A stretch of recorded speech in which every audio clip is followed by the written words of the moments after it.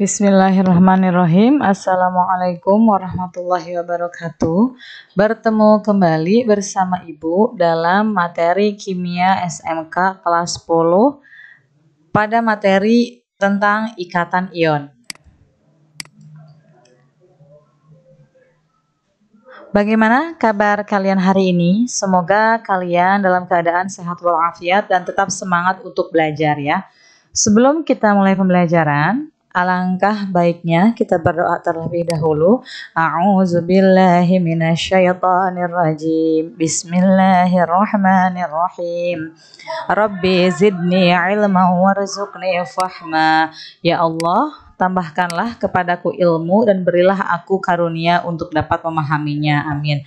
Semoga dengan doa kalian ini, kalian diberikan kemudahan untuk memahami materi kimia yang akan Ibu sampaikan. Sebelum ke materi pembelajaran, Ibu akan membacakan kompetensi dasar yang akan dicapai pada 3.4, yaitu menganalisis proses pembentukan ikatan kimia pada beberapa senyawa dalam kehidupan sehari-hari. 4.4 mengintegrasikan proses pembentukan ikatan kimia pada beberapa senyawa dalam kehidupan sehari-hari dengan elektron valensi atom-atom penyusunnya. Tujuan pembelajaran yang akan dicapai, peserta didik dapat menjelaskan proses pembentukan ion pada senyawa ion berdasarkan unsur-unsur pembentuknya secara beraturan. Yang kedua, menunjukkan persamaan reaksi pada pembentukan senyawa ion secara mandiri. Peta konsep ikatan kimia. Ikatan kimia itu terbagi menjadi 4 ya. Ada di sini yang akan dijelaskan ada 3 bagian. Yang pertama ada ikatan ion, yang kedua ikatan kovalen, yang ketiga ikatan logam. Pada ikatan ion nanti akan dihasilkan senyawa ion. Pada ikatan kovalen ini terbagi menjadi 4, ada ikatan kovalen tunggal, ikatan kovalen rangkap 2, ikatan kovalen rangkap 3, dan ikatan kovalen koordinasi. Yang ketiga ada ikatan logam ya.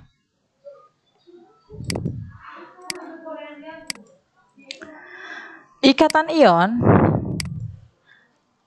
untuk mencapai suatu kestabilan pada ikatan ion ini bisa dilakukan dengan 2 cara. Yang pertama dengan cara melepaskan ion. Dengan cara melepaskan ion ini nanti akan terbentuk suatu ion positif. Atau cara yang kedua dengan cara mengikat ion. Nantinya akan terbentuk ion negatif atau yang disebut dengan anion. Ion positif bisa juga disebut dengan kation. Ya. Nah, ion positif dengan ion negatif jika direaksikan itu akan menghasilkan suatu gaya elektrostatik, yaitu gaya tarik-menarik antara 2 unsur yang berbeda muatan sehingga nanti akan terbentuk suatu ikatan ion.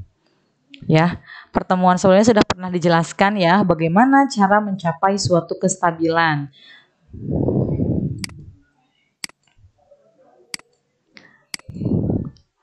Ikatan ion ini terjadi antara unsur logam dan unsur non-logam.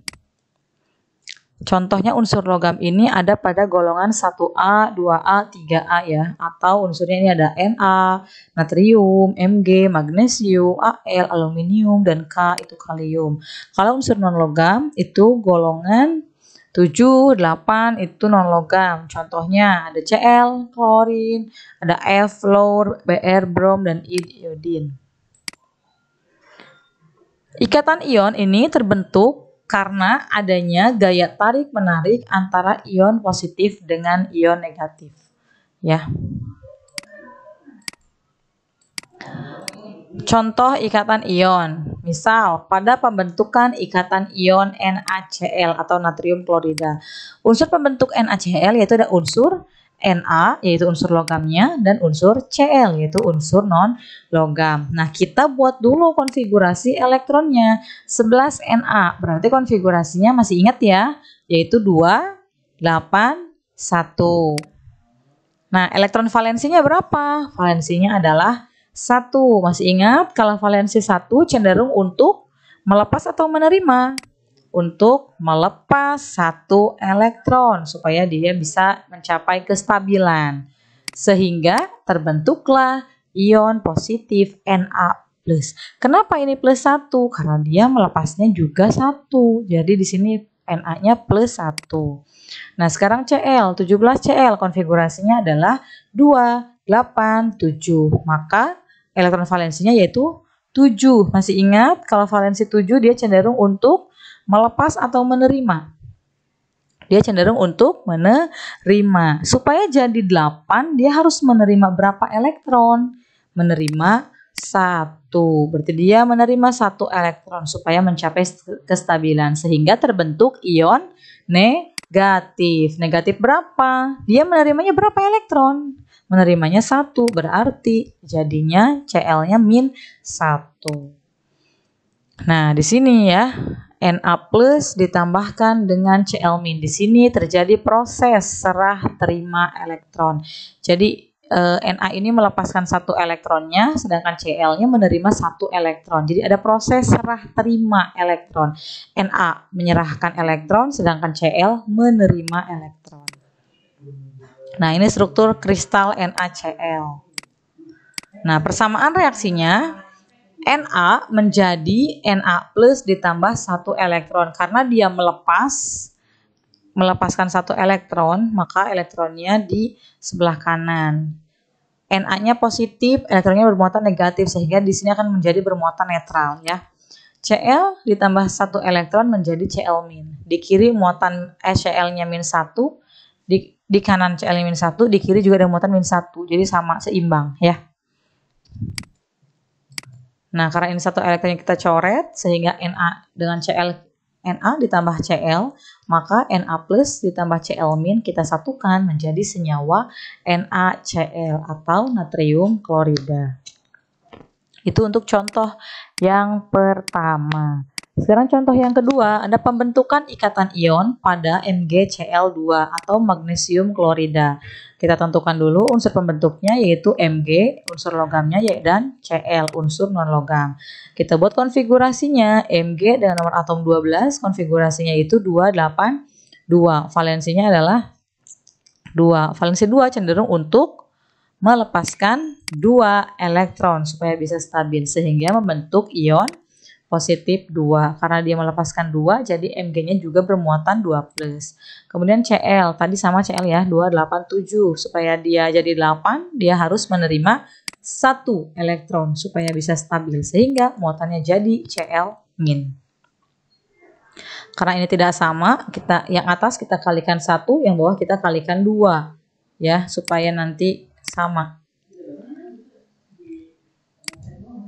Nah, persamaan reaksinya Mg menjadi Mg2+ ditambah 2 elektron. Karena ini muatannya 2, supaya jadi netral, maka elektronnya juga harus 2. Karena dia melepasnya tadi 2 elektron.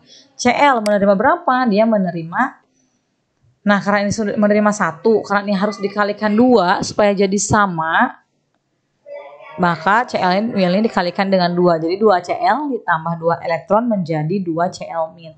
Maka kita coret. 2 elektronnya kita coret. Persamaan reaksi totalnya jadi Mg ditambah dengan 2Cl menjadi Mg2+ ditambahkan dengan 2Cl-. Sehingga terbentuklah MgCl2. Namanya magnesium klorida. Ini adalah proses terbentuknya senyawa ion. Dari 2 contoh tadi bisa dipahami ya. Mudah-mudahan bisa. Nah, untuk menguji kepahaman kalian, Ibu akan berikan tugas mandiri.